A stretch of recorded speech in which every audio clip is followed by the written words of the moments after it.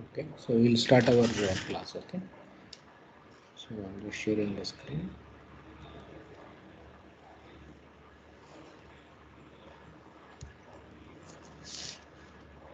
So you are able to see, right, the screen. Yes, sir. So we'll start our class. So as already I told you, right, in the last class, we have discussed, you see, this, the fundamental, the continuum mechanics. Okay. So and then, we have shown, if followed, right, weak form and strong form. So weak form also we derive, then the strong form also we derive. Then there is one more, integral, you see, weak form or integral strong form also. Some names are there, okay, in the literature. So now anyway, as already I told you, so this course is essentially about numerical methods. So we will be focusing, on these equations. Okay. So this what so we have said in our last class. Okay.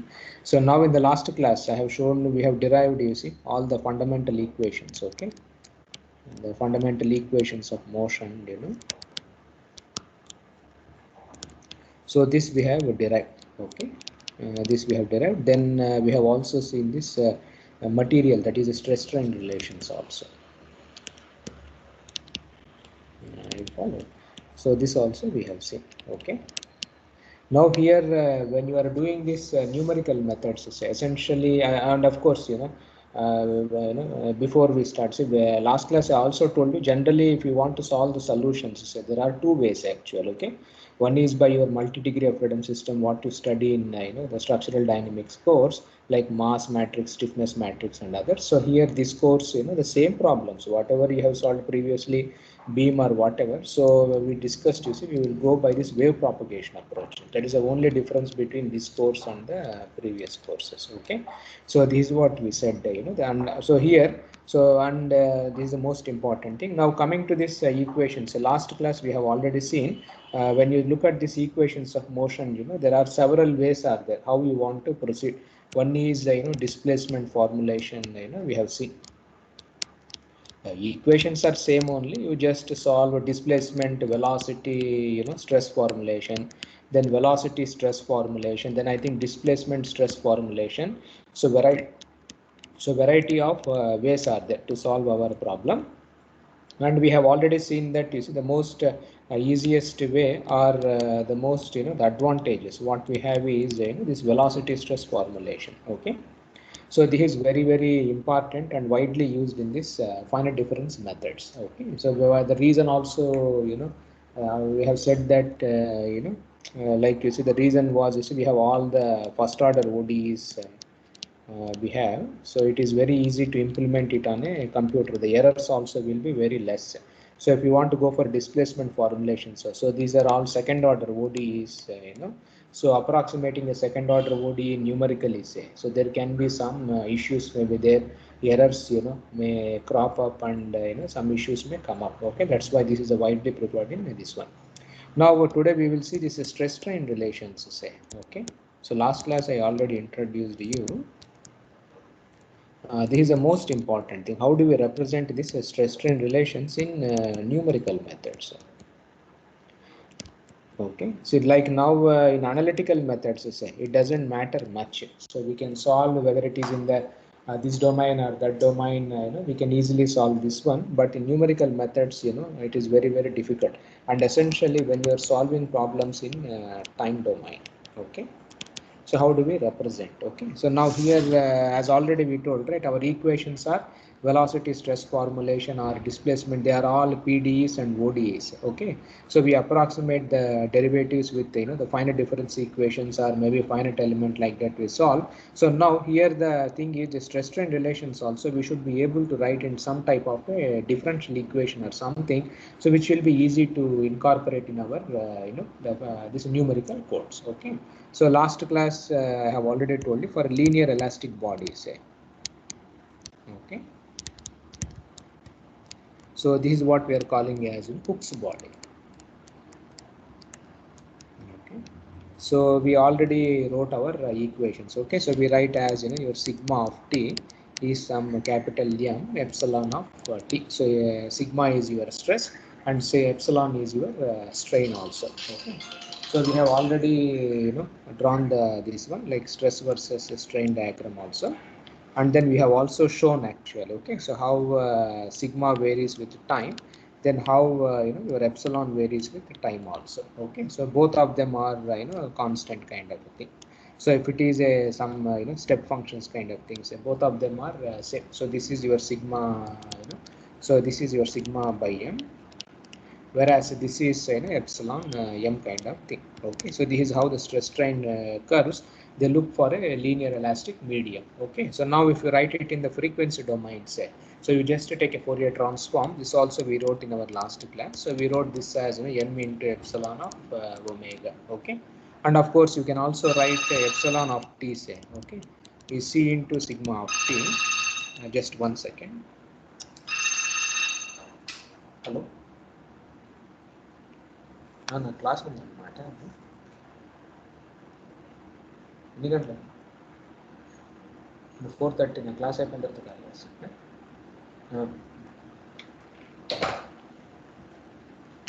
Okay.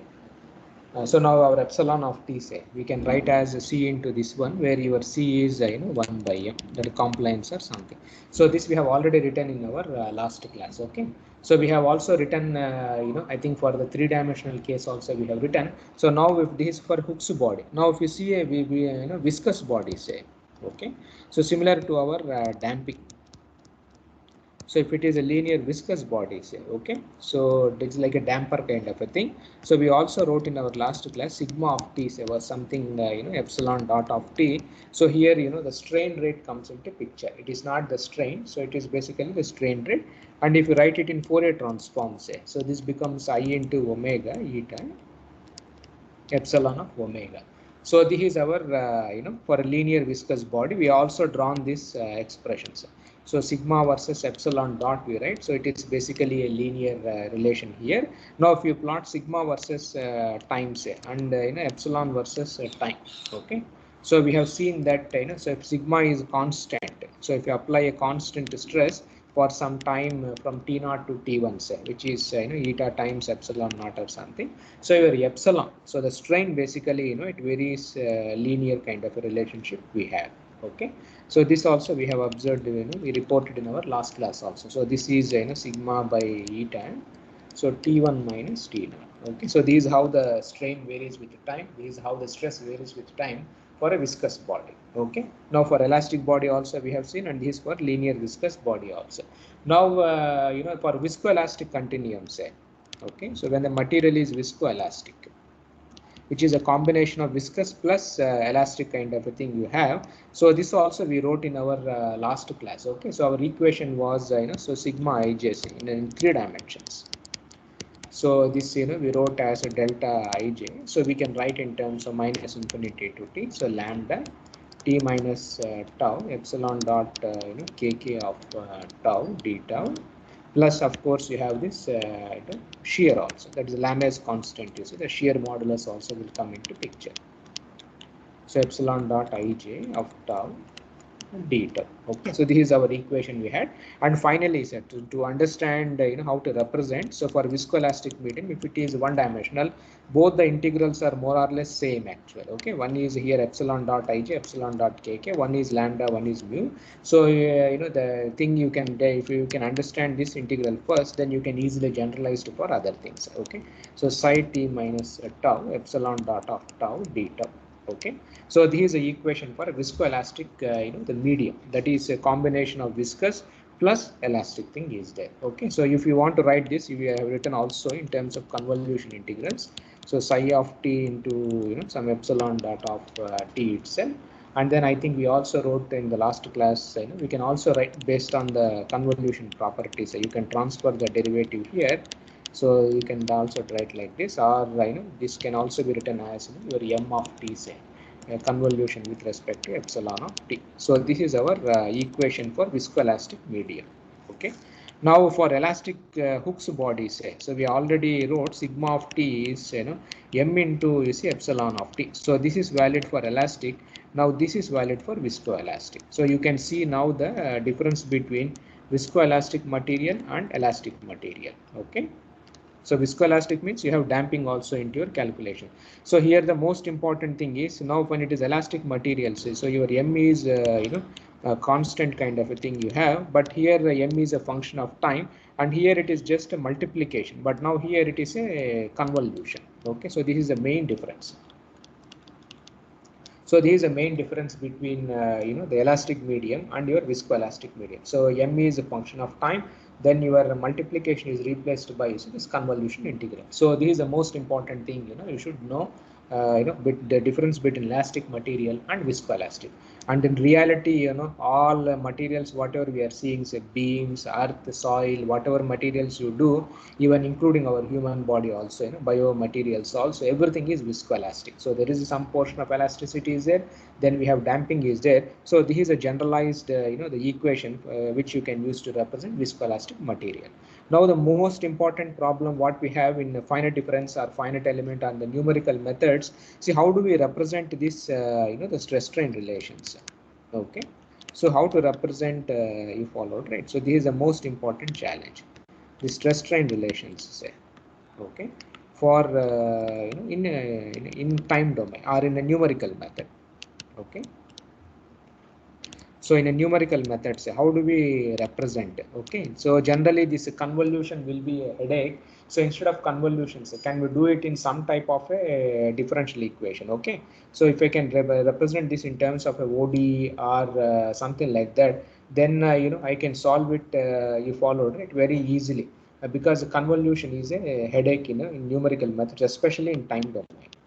Okay, so because finite element, all of them are time domain methods, we solve everything in time domain, like in a time domain. So we use Runge-Kutta method for time marching or something. So how do you represent is a big challenge. Okay, so now so for this thing what we try to do is, so your sigma, say, so this is our equation here. So for viscoelastic so this is what we wrote, M of t convolution epsilon of t. So if you take Fourier transform, okay, so in Fourier domain, in time domain, if it is a convolution, say in Fourier domain, it is basically a multiplication, which all of you know. So sigma of omega, say, is m of omega multiplied by epsilon of omega. So this is a convolution in time domain is equal to multiplication in the frequency domain. So your m of omega, okay. So this is nothing but your Fourier transform of m of t. And your so which is anyway is the Fourier transform, say, of your psi dot of t. Okay, the relaxation function or something we defined in our last class. Okay, now if you want to find out psi of t, say you have to do this inverse Fourier transform of this m of omega. Okay, so now or your psi of t, say, so this function, it is nothing but the inverse Fourier transform of m of I omega by I omega. Okay, so these are our basic equations. So now we try to do some, we will bring some new the things here. So now your sigma dot, say if you try to find out the derivative of time. Okay, so here you can see, so sigma of t is m of t convolution between m and epsilon. So now if I want to find out the derivative, say, okay, so this becomes so m of t, you can use in that convolution integral, so epsilon dot of t itself, because you have, right, f of tau t h t minus tau kind of a thing. So the derivative transfers to this strain itself. So now, so your m of omega, say, as already we said, it is nothing but the Fourier transform of psi dot of t, so which is minus infinity to infinity. So psi dot of t e to the power of I omega t dt. Okay, and your psi of t, says already last class we have defined, is nothing but your the relaxation function or something. So it is nothing but the stress response, say. So it is basically the stress response to heave side unit step function. So heavy side unit step function. So this is the definition of, and it is nothing but relaxation function. You can see in this expression. Okay, so you can see here now what is you followed it. So if you see here, so now if epsilon dot if epsilon of tau is your step function, okay, ht minus tau or something like that, or h of t, you see. So if it is a step function, say what happens to epsilon dot, see if epsilon dot tau is h of tau, say. So now what's the derivative of step function?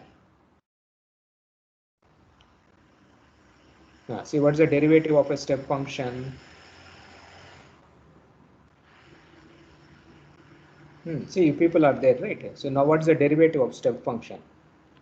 See, if I have a step function like this, say, okay, what is its derivative? No. So what is the derivative of step function at the time t is equal to Chronicle. 0? Which one? Chronicle delta. No, it is not Kronecker delta, direct delta function. Zero. Okay. Direct. So now you see, so the derivative is nothing but your direct delta function. So delta of t, because for step function, time t is equal to 0, that it is not undefined. So now, so this becomes a direct delta function. So now what happens when this becomes a direct delta function kind of a thing? So now right, the property of a direct delta functions. If you multiply direct delta with any thing, say, it just replaces actually. Okay. So what happens is delta t or whatever here you have, so this tau becomes delta t tau minus 0 you can write. So finally you will get, you see, your psi of t itself, you follow. So that's why we call psi of t is nothing but the stress response to heavy side unit step function in strain. Okay, so that is how we say. So unit step function in strain. So if you assume strain as a step function, say, then your psi of t is nothing but your stress response. That is how it is defined. So we can write your psi of t, say, okay, as some psi hat something multiplied by your step function. Okay, and the input things are this quantity is psi of 0, and of course this psi of t, say, is nothing but psi of t when t is greater than 0. Okay, so these are how the functions are defined. So now here you can do some algebra here. So assuming that, or you can write this as psi dot of t, say, that is a derivative. You can write this as psi this dot of t, h of t, plus you have psi bar of t, h, the derivative of step function is direct delta function. Okay, so this is your psi dot of t. So now you can calculate your m of omega. So what is m of omega? So see this expression here. So your m of omega is nothing but this Fourier transform of psi dot of t. Okay, so you have to do the Fourier transform of psi dot of t. You will get, you see, this m of omega. Okay, so this is nothing but your Fourier transform, say, of your psi dot of t. So which means you have to do this Fourier transform. So minus infinity to infinity, say, okay. So psi hat of t, h of t. So plus we have psi hat of t, direct delta function is there here, multiplied by e to the power of I omega t dt.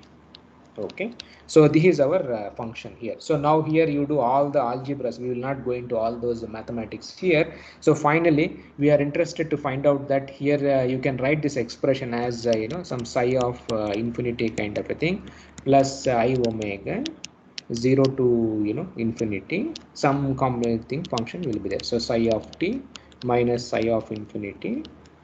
Okay, so e to the power of minus I omega t dt. Okay, so you will write some expressions like this. Now you can find out that when m omega is equal to 0, okay, so you can find out that this is same as psi at t is equal to infinity. Okay, because omega 0 means this entire expression goes away, so you will be left with this itself. So what does it tells you? See, m of omega is nothing but the Fourier transform of your psi dot of t. So your m at 0, say, that is at the starting 0 frequency, is equivalent to your relaxation function at t is equal to infinity kind of a thing. Now in a similar fashion, you have to write the integrals in a slightly different format. So one can also show that when omega tends to infinity. Okay, so when omega tends to infinity, you can show that this becomes psi of t is equal to 0 itself. Okay, so both the things you can see also. So now so for viscoelastic materials, so this m omega is equal to infinity and m omega is equal to 0, there are some terms are there. Okay, so we define what we call as mu. Okay, so which is nothing but instantaneous. Okay, so instantaneous elastic response of viscoelastic materials. So instantaneously for viscoelastic, the material. So this quantity is known as unrelaxed modulus. Okay. So two terms we define, unrelaxed modulus kind of a thing, and then the long term equilibrium response. So the long term the equilibrium response. So this quantity we call as relaxed modulus. Okay, so this is defined as MR. So they are defined based on your omega at 0, omega infinity. Okay, so in the frequency, so this mu is limit you see omega tends to infinity, so m of omega, then MR limit omega tends to 0, m of omega, or you can also write in terms of these terms itself. So limit t tends to 0, say where psi of t, and this is nothing but limit t tends to infinity psi of t. Okay, so these are the some two very important terms actually. Okay, so unrelaxed modulus, relaxed modulus. Okay, so these two are widely used in my practice to define viscoelastic material. And there is one more quantity which is defined as modulus defect. Okay, or relaxation of modulus. Okay, so relaxation of modulus. So this is defined like this, so which is nothing but the difference between mu minus mr. Okay, so this is also one more term which we use to define this modulus, to define this viscoelastic material. Then there is one more what we call as a quality factor, which is widely used in seismology. Okay, of course the quality factor. So this is defined as the real part, say, of your m of omega, because it is a complex quantity, by imaginary part, so m of omega. So this is what we call as the quality factor. So you can see now so for a viscoelastic medium, say, so you are having this mu mr. So instead of talking in terms of mu mr, sometimes people also write in terms of modulus defect and quality factor, and the reciprocal, say, of quality factor, that is 1 by q of w. Okay, so this is what we call as internal friction. So this defines the internal friction in a viscoelastic body. Okay, or sometimes we also call this as the damping in the system. Okay, so damping in the medium. So you would have studied in structural dynamics. Okay, so damping is 5% damping, 2% damping for steel, like that you would have studied. So reciprocal of the damping is nothing but this quality factor. And what does damping tells us? So reciprocal of quality factor. So reciprocal of quality factor means which is nothing but the imaginary thing of m of omega towards the real part of your m of omega. So this is how you see we write, if we describe a viscoelastic material. Now sometimes we have written in our equations as sigma versus epsilon. Sometimes you can do reverse also. Okay, that is a strain stress relation. Okay, so this sometimes we write in strain stress relation also, reciprocal. So if you want to write like this, so epsilon of t, say we write this as minus infinity to t. So your psi t minus tau. So sigma dot, say, of tau d tau. Okay, so last class already we discussed. Okay, so this is nothing but your creep function. So that is your relaxation, this is your creep function. Okay, now here also you can do the same whatever we have done, say the derivation, like you see epsilon of t is nothing but your psi dot of t, the convolution, so sigma of t, and then you can define some c of t as psi dot of t, which is same like m here, there, now here, there m and psi. So now you see you are having the c and this one actual. Okay, so you can derive once again the same all those expressions. So here also you can define unrelaxed compliance function. So unrelaxed compliance. Okay, so that is a cu. Then we have relaxed compliance also, so which is cr, and here also you can define this delta of c, that is CR minus CU kind of a thing. Then in similar fashion, so here also you can define all those terms, and one can also show that your CU is same as 1 by mu, and CR is same as 1 by mr, and then your m of omega, okay, multiplied by C of omega, say it is basically is equal to 1 because they are reciprocal of each other or in time domain, say. So psi dot of t convolution of c this sorry, this is zeta.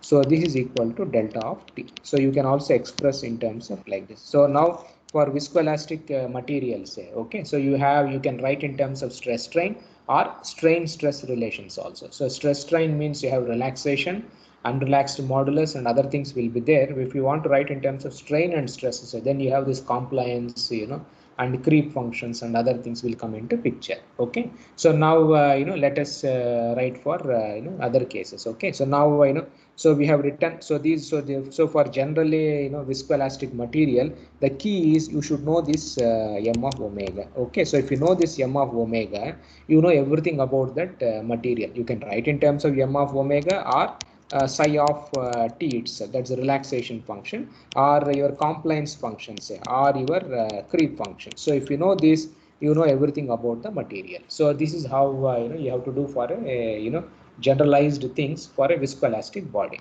Now in reality, say what type of this, how to select this m of omega, or how to select one. If you select, if you know m, you know psi, you know c, you know y. If you know one of them, then you know everything about this problem. So now how to what type of models to say, or how to choose actually. Okay, m of omega or x psi of t, whatever these terms are there. So how to choose these terms. So this is one big challenge is there. How do we represent these viscoelastic materials in our simulations? Now this is one thing. Now another thing also, after you choose this m of omega or psi of t, say, how do we represent actually? Okay, in by a numerical method. Okay, so how to represent in a numerical method? So this is also a big issue in our new computations. Okay, so like for example, if I am doing in a finite difference approach, say, then in finite difference approach, how do I represent this stress strain relation? We cannot write a convolution integral. You say finite difference means you will use Taylor series and others. How do we represent this convolution integral? Say you are having a strain, given a strain, I have to compute stresses. Say now when you are doing numerically, I know strain at time is equal to 1 second. So how do I compute stress at a time is equal to 1 second, 1.5 seconds in these time marching schemes? How do I represent this viscoelastic material in our simulation? So that is the two challenges. So we are having one challenge is what type of m of omega psi of t should use in our simulations, and then how do I represent this in numerical methods? And it should be very easy, in a numerical method. When you are solving this viscoelastic thing, it should be very easy, as in a time marching technique, or spatially also. Okay, so it should be easy, then it will be very easy to finally get the response of our viscoelastic medium. Okay, so now in reality, so in practice, many models have come into picture. So there are several linear models have come up. So there are several linear viscoelastic materials are available, okay, for our computations. So non-linearity is there, but non-linearity is a too complex kind of a thing that maybe we will see at the end, elastoplastic and others. So the one thing which is widely used is the Maxwell's body. You would have seen Maxwell's body. You followed, right? So this comes into picture, or then you are having this Kelvin walked body also. Okay. So these are all several, and the other one is Zener's bodies also, we say. Okay, and generalized Zener's body, like that is so many things are there.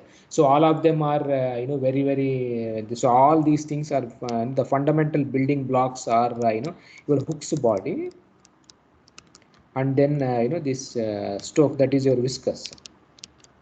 Okay, so these are the fundamental things which we use, our viscous or Stokes body, which we have already seen. Okay, so now for Hooke's body already we have seen. So your sigma of t, say, is m into epsilon of t.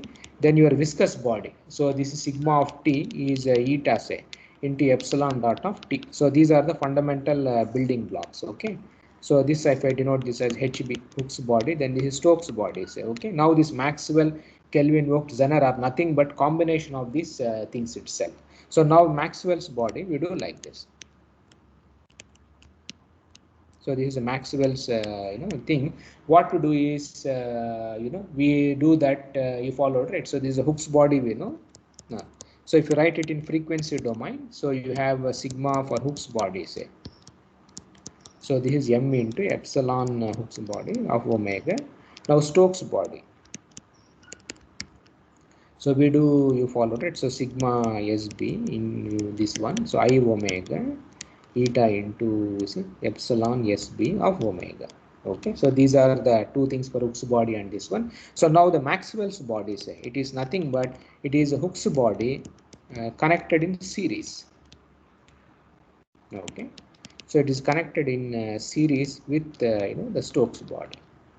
So this is one type of the way of the Maxwell's body. So it is defined as like this: one spring and one dash part. Okay, so this is how we define.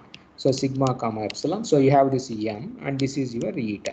So this is a series connection here. Okay, so this is what we define as a Maxwell's body. Now let us define what is m omega for this Maxwell's body. So now you would have seen, right, when the things are connected in springs, say, okay. So here you are having a spring and a dash pot. They are connected in a series type of a connection. Okay.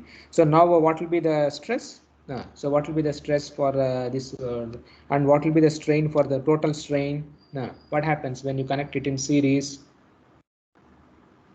What will be the total stress, total strain? See, when there is a series connection, say, now what happens? Or for example, you see, if you take Kelvin Vogt solid, it is nothing but so you have this elastic thing here and you have a dash pot like this. Okay, so this is your Kelvin Vogt body, we say. So now what's the difference between these two?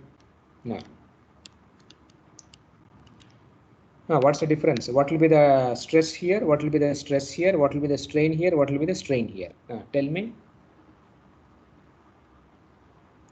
Now what will be the stress? In this case.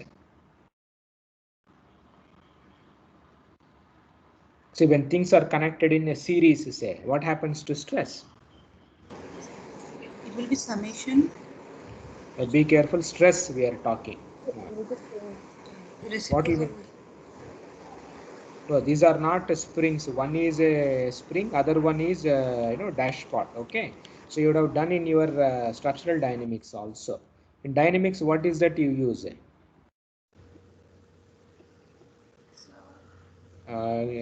This connection, it will be mx dot plus kx for parallel.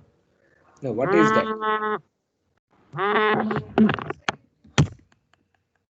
See, in your dynamics course, say, your spring and dashpot, how they are arranged in your dynamics for multi-degree of freedom system. They are in a series or parallel? See, in dynamics, how do you arrange? You do like this, right? You follow. This is your mass actual. So how things are connected here? So they are basically connected in parallel connection. That is essentially Kelvin Vogt solid actual. Okay. So now here when things are connected in series, when things are connected in parallel, so what's the basic difference?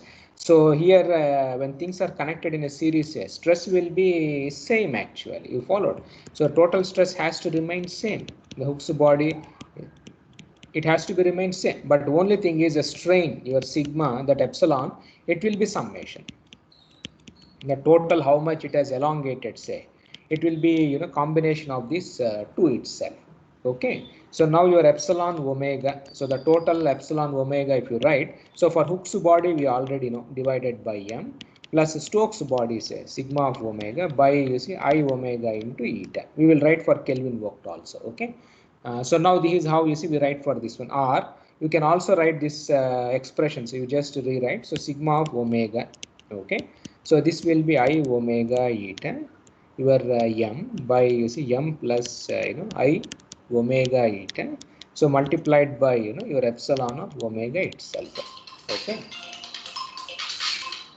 So you can write in terms of like, so your sigma of omega, say, so you can write this as capital M of omega epsilon omega kind of a thing. Okay, so your M of omega, which is for the Maxwell's body, so your M of omega, say, this is equal to I omega capital M by omega r plus I times omega, where your omega r, say, you can also write this as some M by eta kind of a thing you have. Okay, eta, and your MR, say, that moduluses and others are there. So limit omega tends to 0, M of omega. Okay, what will be this relaxed modulus when omega is 0? What happens? See, when omega is 0, so numerator is 0, but denominator is this one, so this becomes 0. So this is your relaxed modulus, and your mu. Okay, so that is limit omega tends to infinity. Okay, so when omega tends to infinity, so obviously you are having a omega here also, and you have omega bottom also. So finally what happens is so this goes down to m of omega, so this becomes m itself. Okay, so this is our moduluses, and your CR, say, this is basically 1 by mr. So you can find out this becomes infinity kind of a thing you have. Okay, whereas your CU also, so you can easily find out. 1 second.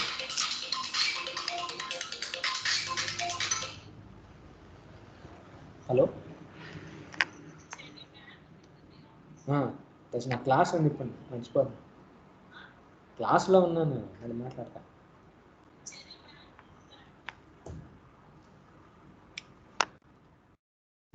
So your CR and C, this one is, you can easily find out, which is one will be infinity and the other one will be 1 by m itself.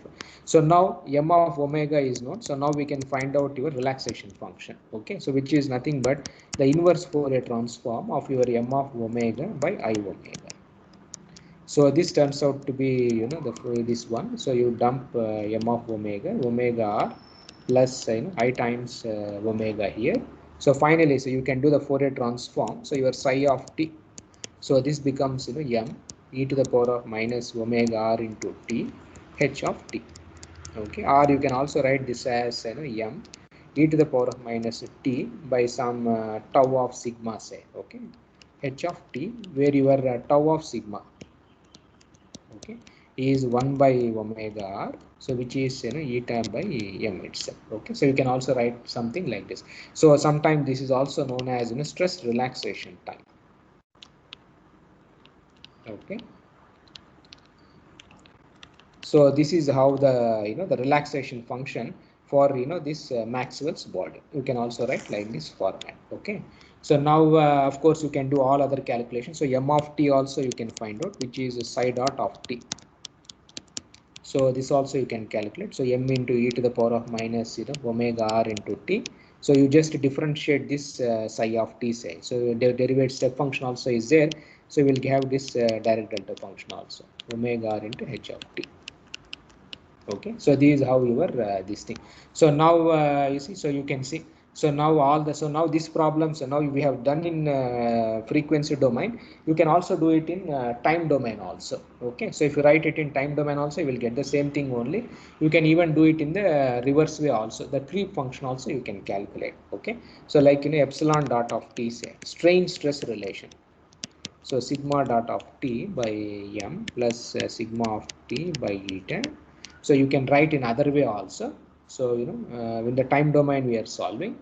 So this also you can do, and finally, say, so you can solve all those terms. You can write your creep function also.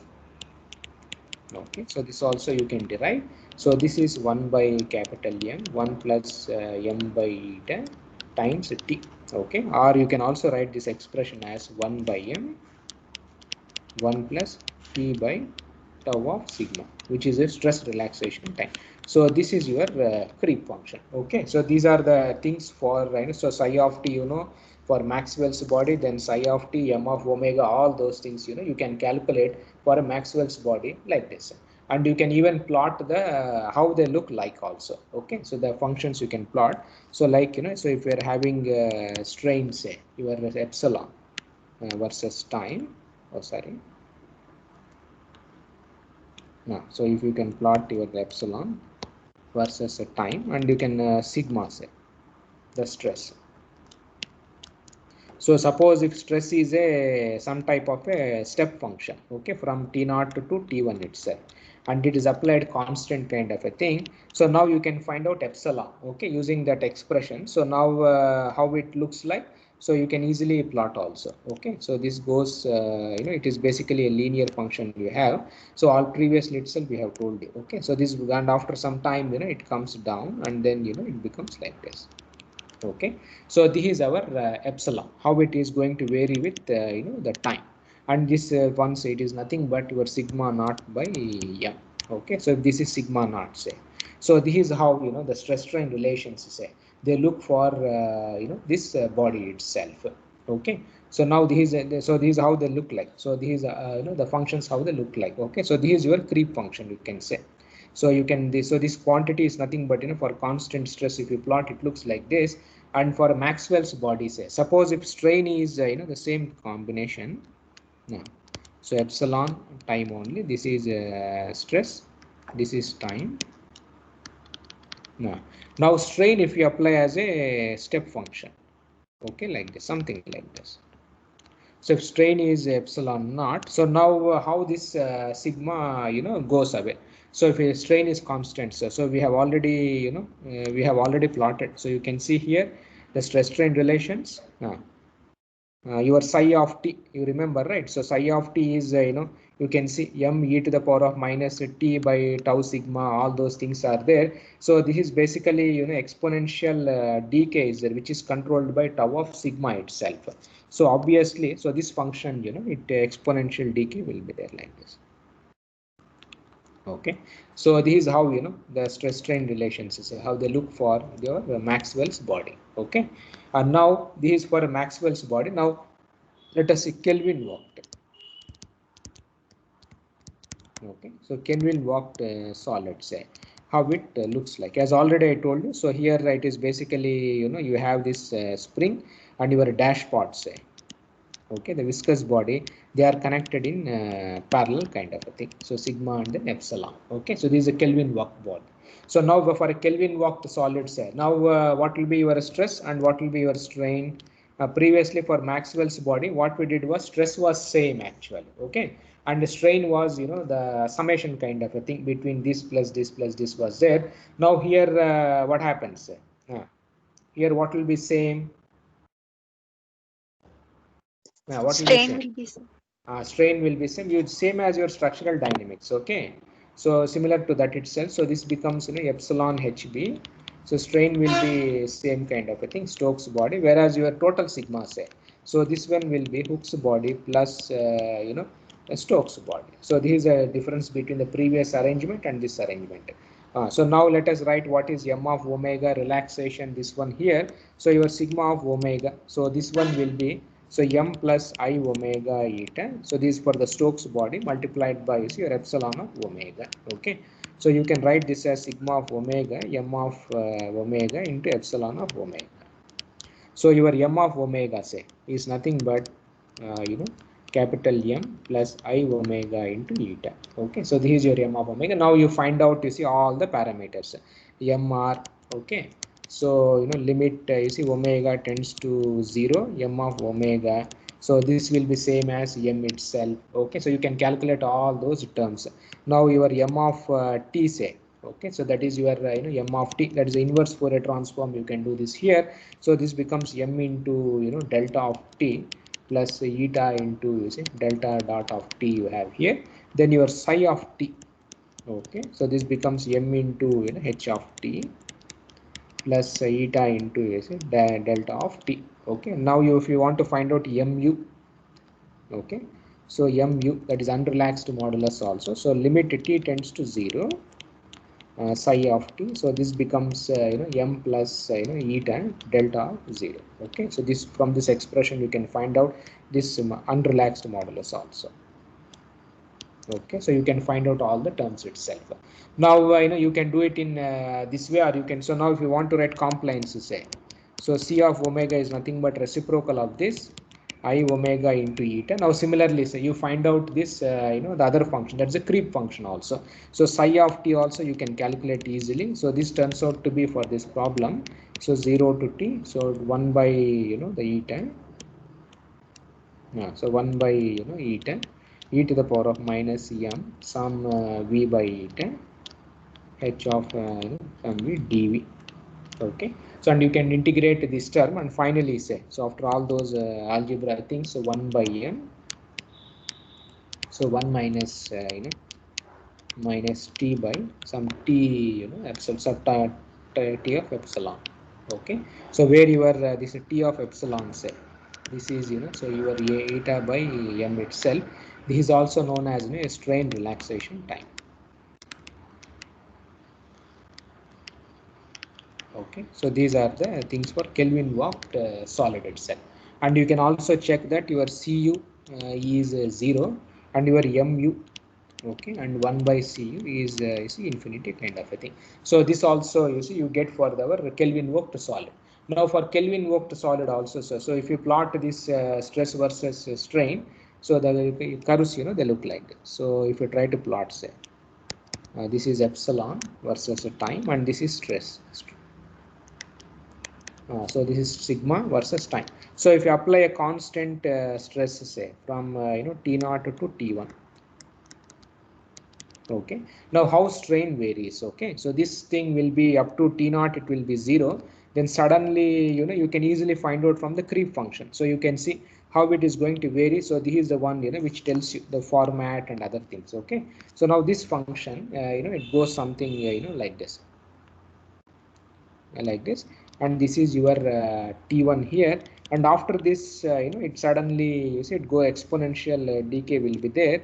So the function you see behaves like this. Okay, so this is how your Kelvin walked solid makes.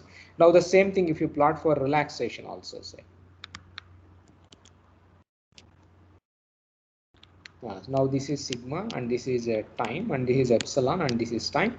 Now we make strain as constant. Okay, so strain is a like a step function. So now here you have, so this is some the epsilon naught. Now the Maxwell, this Kelvin walked solid, say. So now the sigma, how it, so strain is constant. Now how stress is going to vary, if you see here, so this becomes something like this. This also is more or less same, but here it is undefined kind of a thing you have, that is your m epsilon naught plus eta epsilon naught delta of t. Of course T naught will be there. So these are how the stress strain functions, how they look like for this Kelvin walked solid. So you can compare the Kelvin walked solid with your this whatever that Maxwell's body itself. Okay, so this is a very important thing you see. Now in dynamics you say, or dynamics or whatever things you have used in your many dynamics for many beams columns you followed, right? So basically single degree multi degree of freedom systems, one uses this Kelvin walked solid itself, not the Maxwell's body. Okay, so now so these how they look for Kelvin walked and this itself. Now we can do for Zener body also. So this is a very famous thing which was widely used in practice. Okay, Zener's body, the third one, or sometimes we also call this as a standard linear body.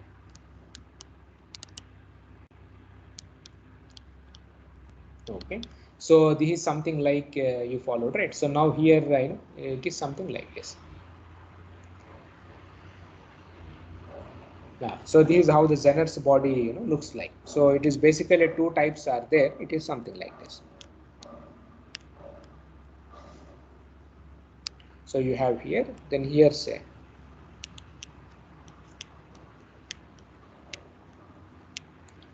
So this is one type. So this is your MR say. Okay, so this is your delta M whatever. So now this is your eta. Okay, so this is one type of a Zener body.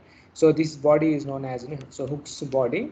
So you have P Maxwell's body. Okay, so this is how one combination is there. There is another Zener's body where you do like this. The things are.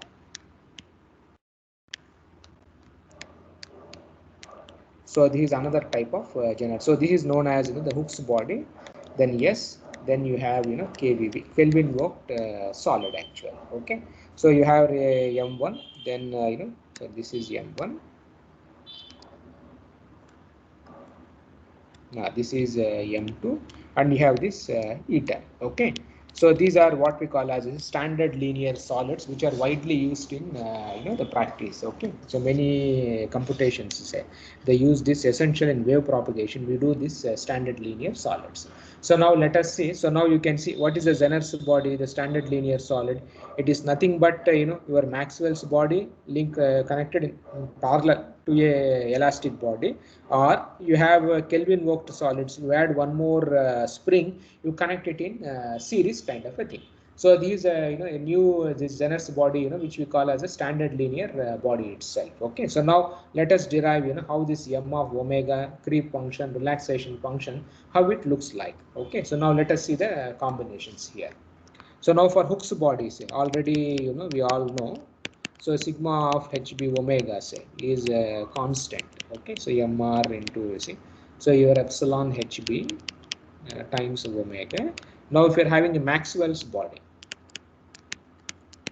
so this is a sigma mb of omega say.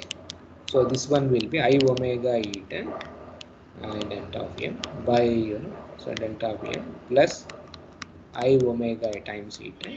So multiplied by epsilon mb of omega. So these are Maxwell's body and the Hooke's body. So we are looking at the first combination. Okay. So now Zener's body. Say, I think I'm sorry. No, I don't know how this comes. No, so epsilon hb mb of omega. Okay. So now if you see this first combination, say that is where you are having Maxwell's body and this Hooke's body, which are connected in parallel kind of a thing. Okay. So now in the Zener's body, we all know that the first combination. So you have sigma here. So the sigma is same as your sigma hb plus sigma mb, and strain is same. Hooke's body and then Maxwell's body. Okay, so both of them are same itself. So now your sigma of omega say. So this becomes, you have to write combination of these two. So mr epsilon of omega, this is for the Hooke's body. Now this for the Maxwell's, I omega eta delta m by using so delta m plus I omega eta, so epsilon of omega. Okay, so if you write if you take epsilon omega common, so this can be written as mr. So 1 plus I omega eta by delta of m, mu by mr divided by so you have this term. So in the denominator you have 1 plus I omega eta by delta of m, so multiplied by your epsilon of omega. Okay, so these are this is our m omega, that the Fourier transform of your relaxation function, how it look, or unrelaxed, or the relaxed modulus, you see how it looks like. So now here if you define some two new variables, stress and strain relaxation times.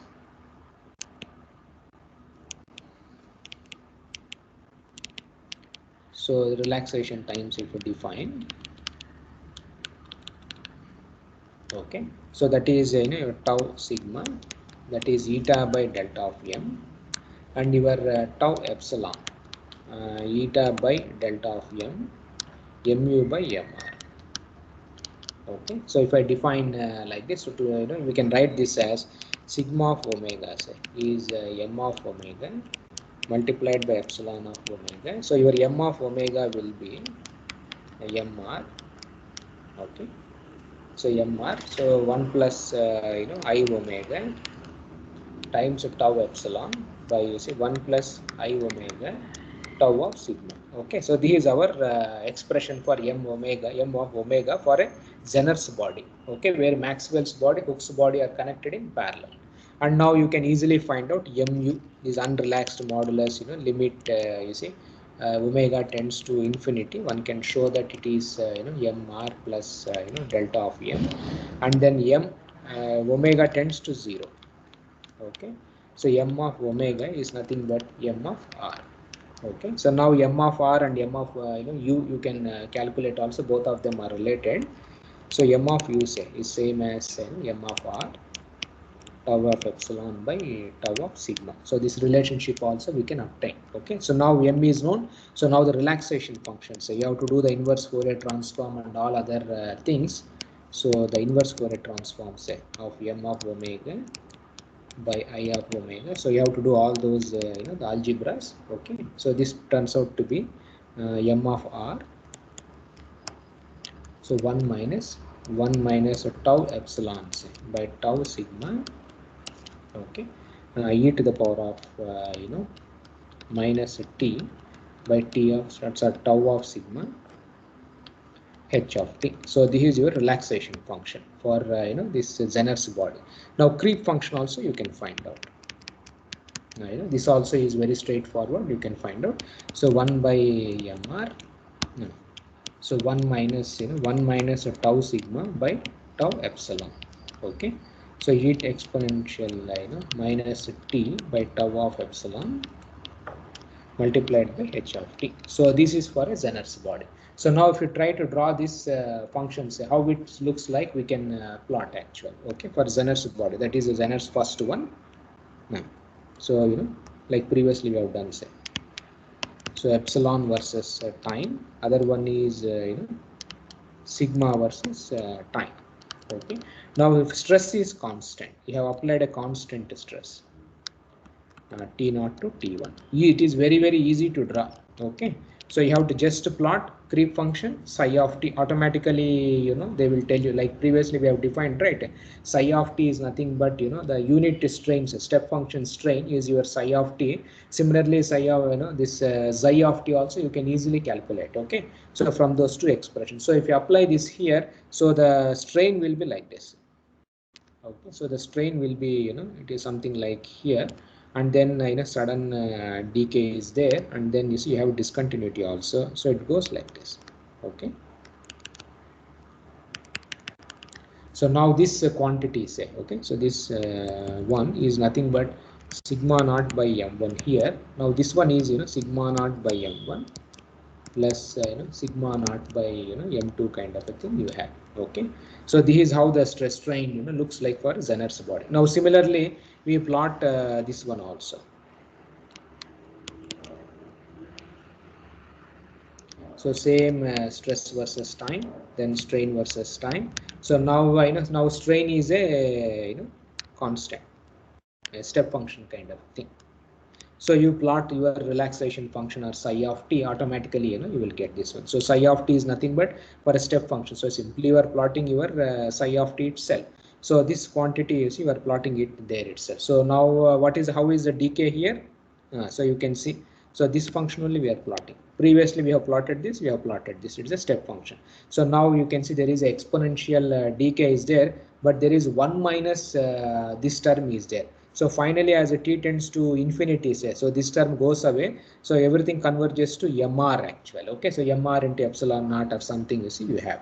So it's very easy, just you have to plot it. Okay, so this function it looks something like this. Okay, so it doesn't come back to 0, so it is like this. So this is nothing but your mr into epsilon naught. Okay, and the peak value say this is mr plus delta of m into epsilon naught. Okay, so this is how your stress strain relations, how they look like for this Zener's body. Okay, that is the first combination which we have. So now so this is, and now you can also plot for all these bodies you can also plot anelastic function and all other terms also. Okay, so like if you try to plot this m, so like for example we will plot for a the Maxwell's body.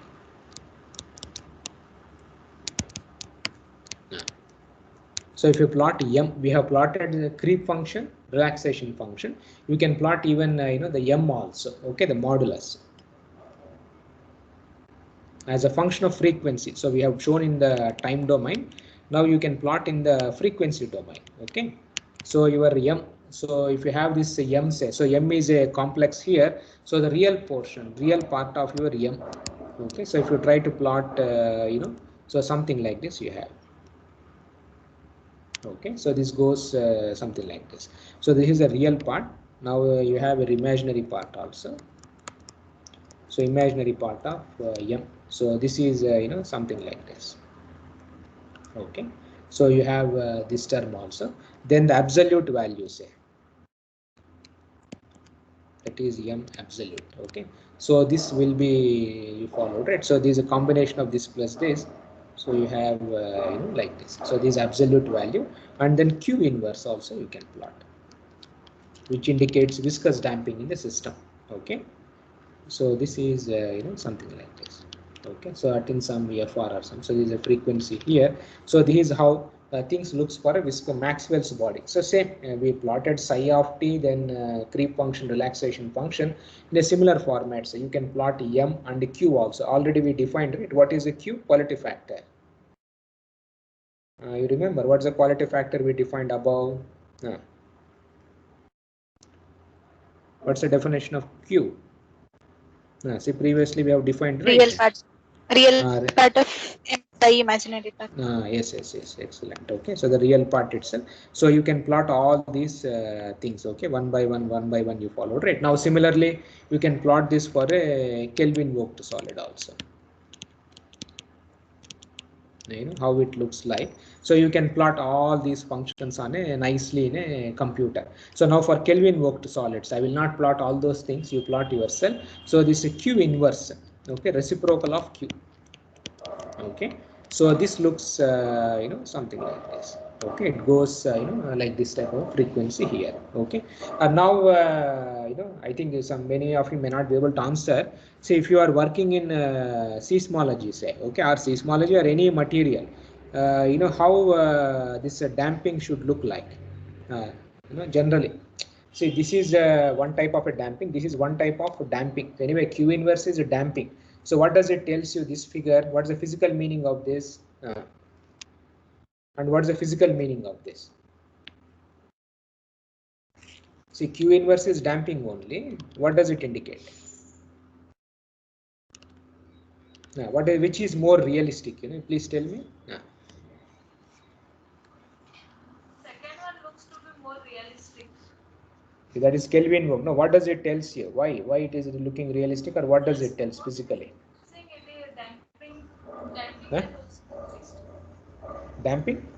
Damping has also increased. Dissipation is more. No, dissipation is more, but you see the x-axis here, you are having a frequency also term here. What does it tells you? So if you take a high frequency signal, so let us say 10 hertz actual, okay? So 10 hertz signal and you compare 1 hertz signal, okay, the frequency. Now what is happening? The damping for 10 hertz is more than Damping for 1 hertz. So what does it tells you? The high frequencies, they get damped quickly actually. Okay, that's the meaning of that one. Now here when you see the Maxwell's body, so what is happening here? No. For lower frequency, damping is higher. Higher. So what does it mean? So if there are high frequencies in the systems, they can propagate without any problem, but the low frequency will have a problem itself. So physically speaking, say for Earth or for any body, which is correct? Which is more realistic actually? In Earth, suppose in earthquakes, if we see, say, so if you put a, if there is an earthquake here, you have put a record at 100 kilometer distance, okay? Then you put a record at 1000 kilometer distance. You followed. Now you would have seen, right, the time histories. How do they look like?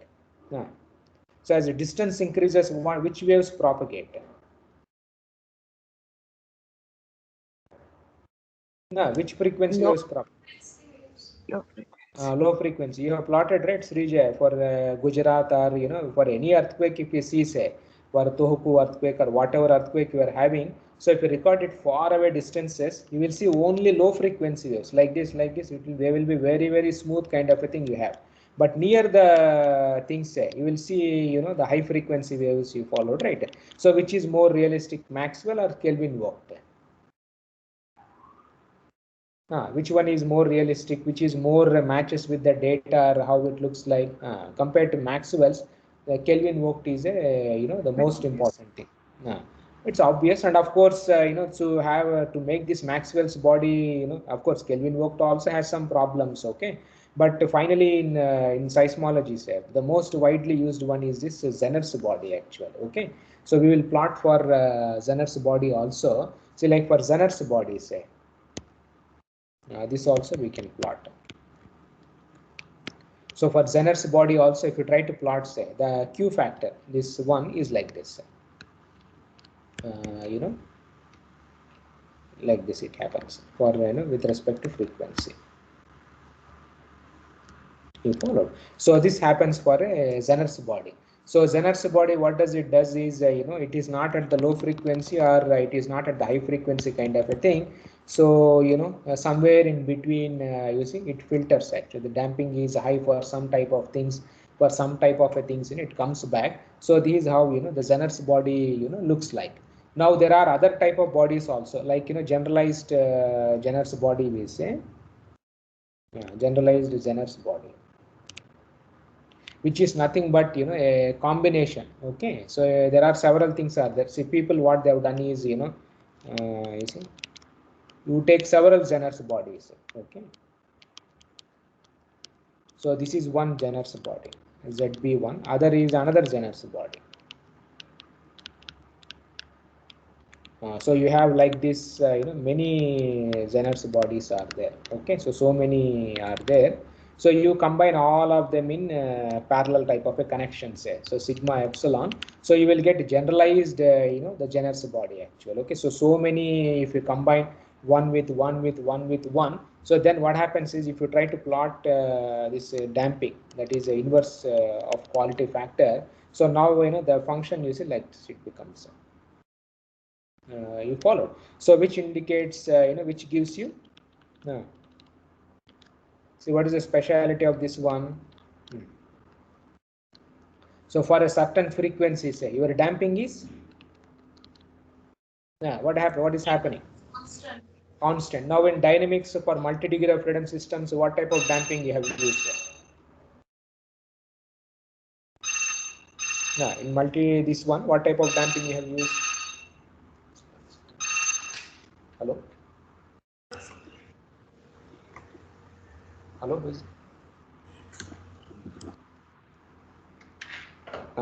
So now you can see, so in structural dynamics, what type of damping we use? 5% always constant. Always constant with mode shapes, with whatever it is a frequency, it's a constant thing. So that if you want to use, which is the one we have to use, the generalized, you follow, right, the Zener's body. So this will give you same damping for all frequencies actually. Okay, so now you can decide for Zener's body it is like this. So for this Maxwell's body, damping is like this. For Kelvin Vogt it is increasing. So if I combine this connect in series or something, you will get this type of a damping. Then if you connect all of them in series, say, you will get this constant damping also. So now depending on the type of problem, okay, so which one to use, which one not to use, you can have a decision actually. Okay, so this way you can use here. So now I will stop here. The next class I have sent you one textbook, okay, in WhatsApp. You please go through the textbook also. Now what we do is, in the next class we will see how to use these relations in our numerical methods actually. Okay, so how to incorporate your this restraint relations in our numerical techniques. So this we will see in our next class. Okay, so fine, I will stop here. If you have any questions, you can ask.